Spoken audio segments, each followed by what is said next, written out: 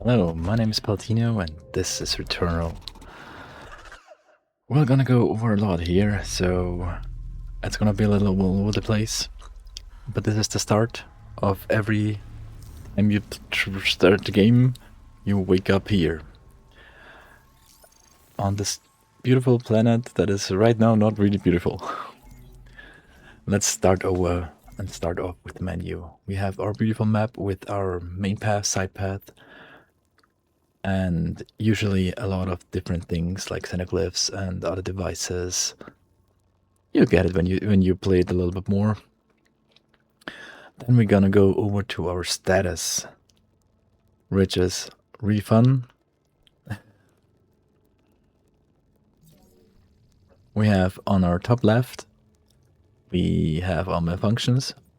Below that, we have our parasitic thingies, positive and negative.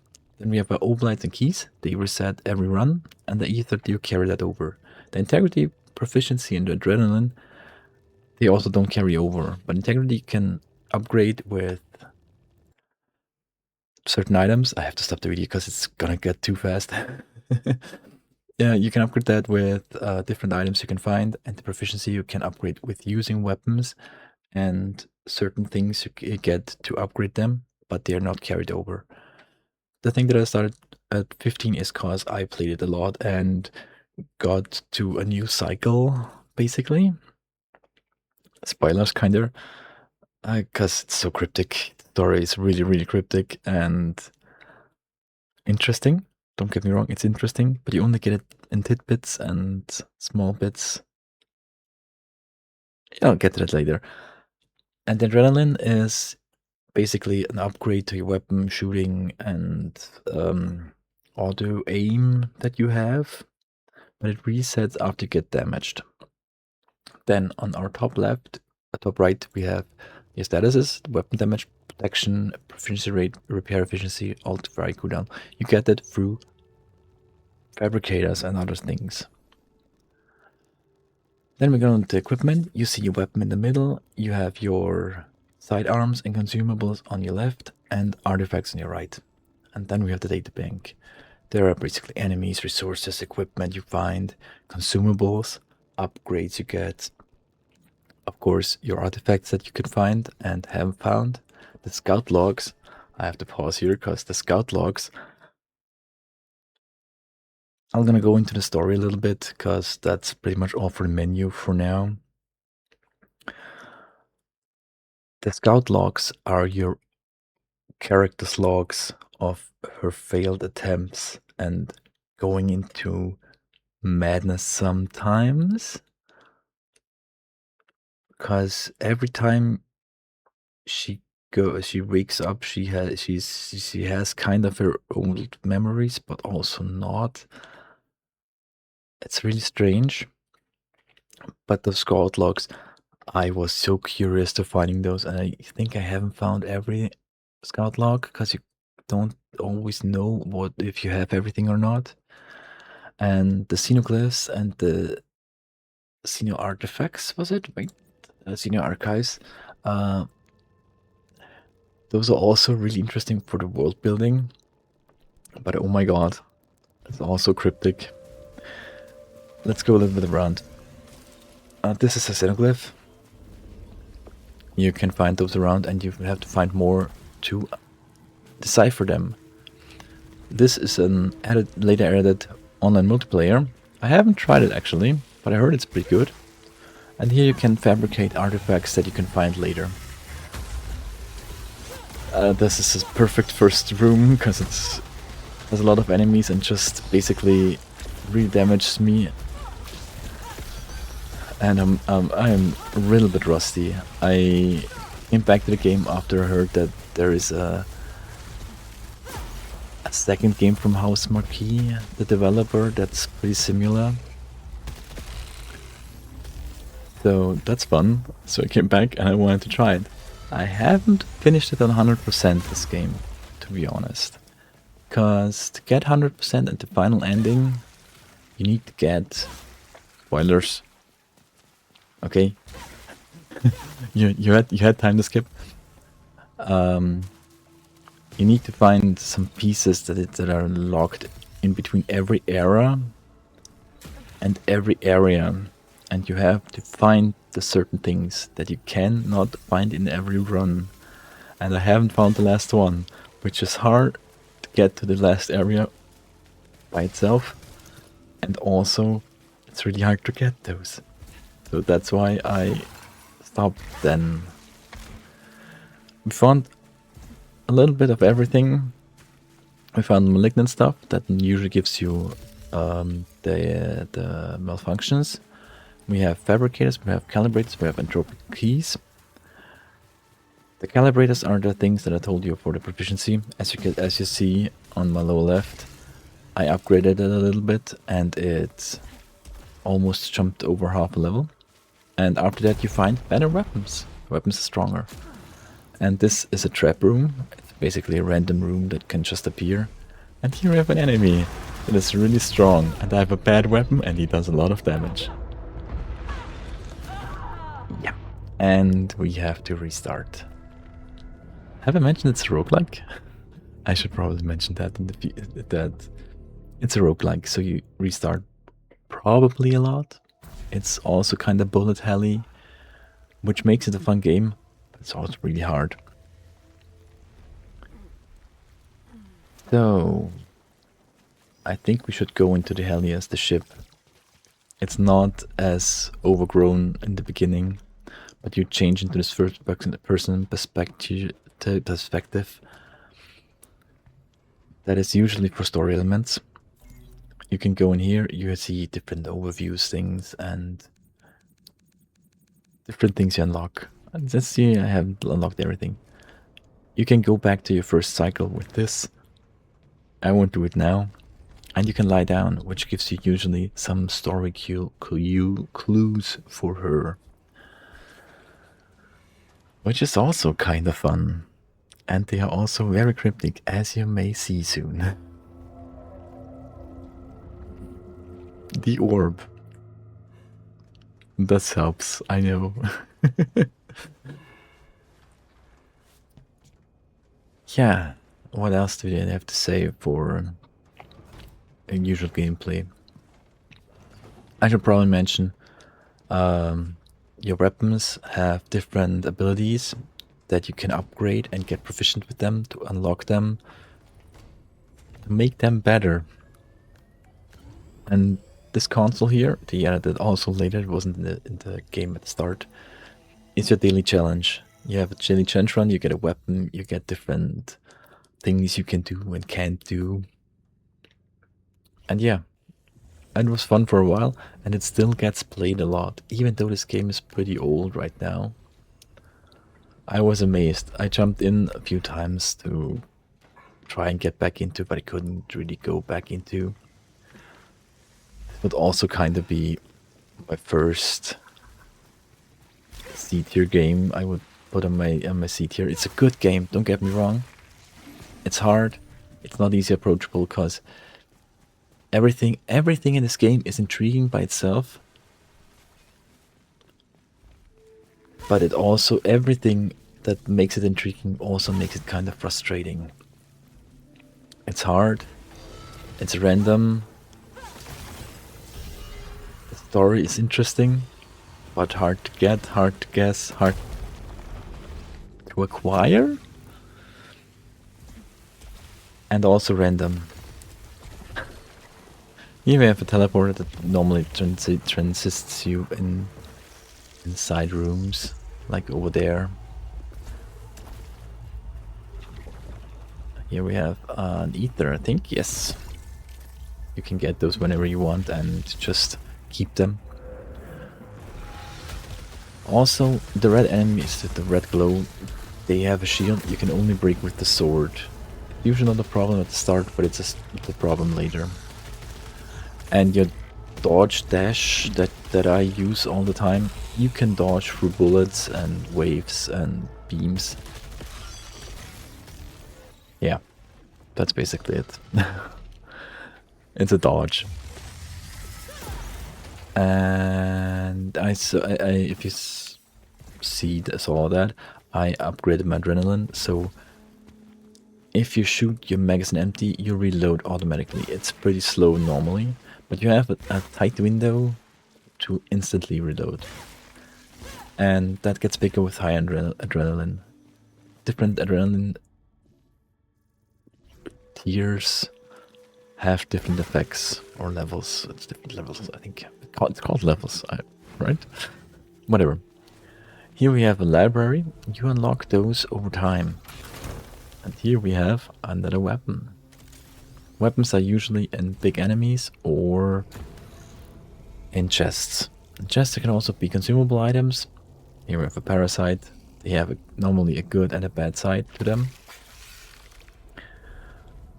Sometimes you only have those good and bad sides, I should mention that. You also have the good and bad sides as long as you have the parasite on you. So if there is a good side that detaches the parasite, it also loses the bad side. So it kinda is a good to have sometimes, kinda bad to have sometimes. You know. Here we have our first fabricator. It's a tree fabricator that upgrades your loot. But it's also gone when you respawn. If you look around the areas, you see sometimes loads of overgrown suits of armor of the main character. But it's also never, she's also never inside normally. It's just really weird. It's awesome, but really weird. There are different enemies here, and I think that they added later, as you saw just now on the lower half of the screen. There's another suit here. So someone died in this built room on a place by an enemy, got killed, and you have the chance to find the corpse and either use ether to scavenge, get stuff from this failed attempt, or get ether by revenge, which usually spawns a strong enemy. This is hard to beat. You never know what killed the other player, but hey, whatever. I mean, fun either way. Here we see our malignant chest. You see its malfunction probably is very high. I really unfortunately got a bad thing there. Because map scramble is pretty annoying. Ooh, I changed weapon again. That is pretty strong.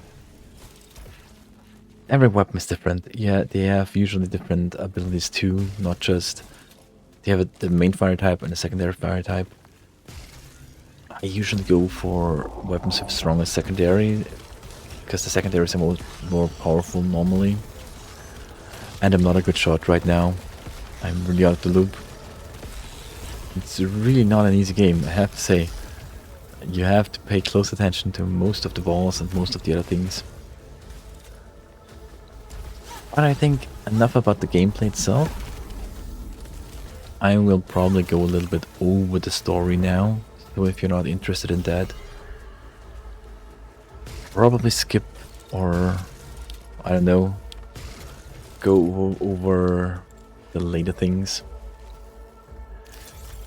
So, it starts off with our main character. I don't actually remember her name, because I don't know if it's mentioned just that easily.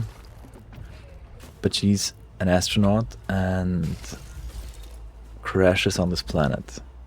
There was something malfunctioning, she crashed. She wakes up inside a ship at the start. But after she went outside, she fell to the ground. And after coming back to, she finds herself in this jungle and tries to explore, because she can't get her ship back running, of course. And when she gets back, basically, you run around, you find stuff, you get questionably destroyed.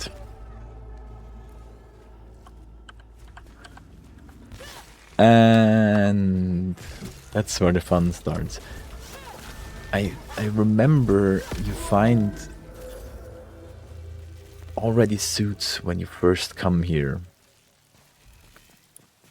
So she already went through cycles when you come here the first time, which is pretty cryptic, but also is a really fun thing.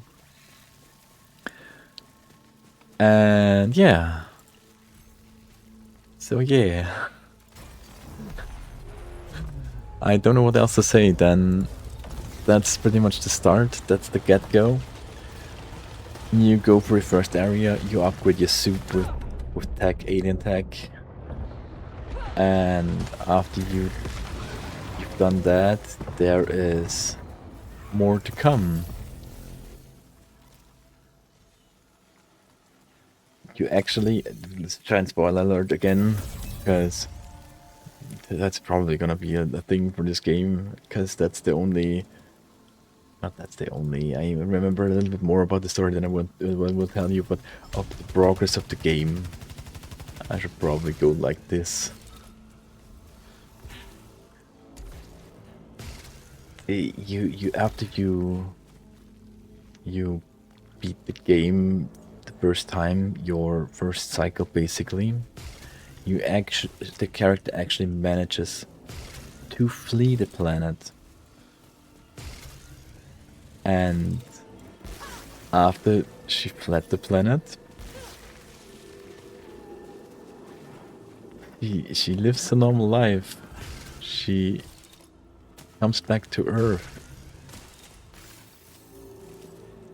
And then she gets old and, of course, dies of natural causes.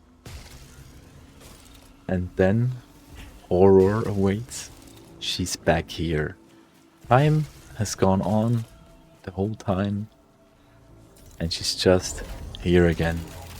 Same age as she was when she first came here. Yeah, and this is basically the first cycle round of this one, where I'm just running around here now.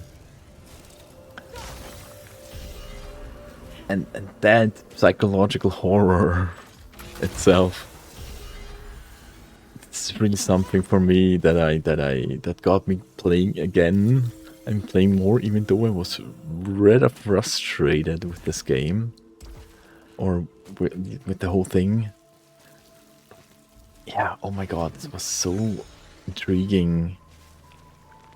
Will she go get off this planet? Will the cycle continue forever? I really want to know the end. So, if that's intriguing for you, and third-person shooters with bullet hell elements and roguelike elements or rogue elements are your thing, maybe give it a try. And maybe we'll see ourselves in game. Yeah, I got downed again. Every start is cryptic. So, let's go with the tier list and get this picture in. And get this bad boy in. Returnal. I am really unprepared. I'm sorry. Oh, this is big. This is really big. Small. Small. Small. And as always, this tier list is for approachability for everyone. And I don't think Returnal is a really approachable game. It has its good, it has its the lots of intriguing sides, but it's not for everyone. It's really approachable. It should be for shooters and really story lovers and people who like a cryptic story and have to think about the game a lot, this is probably if this is for you, this is the game for you. If you like the cryptic stories and the gameplay itself is not for you, you can still go through. It takes a little bit of time to get used to, but the gameplay is also really fun. If you have an hard room and you have to run around a lot and fight and fight and fight, it's really rewarding still. And there are some easier runs too. It's not like every playthrough is hard. I probably got a lot of easy playthroughs to get to through the second cycle, even though I haven't gotten all the items to get the final ending. It was still a fun thing to do. But still, I have to put it in C tier to be truthfully. It's not approachable. But hey, it's a fun game. Try it out. If you get it for free, try it. I think it's only PlayStation. I don't know if there's a PC version. I need to look that up real fast. If my PC lets me. Na, na, na, na, na, na, na, na, na, na, na, na.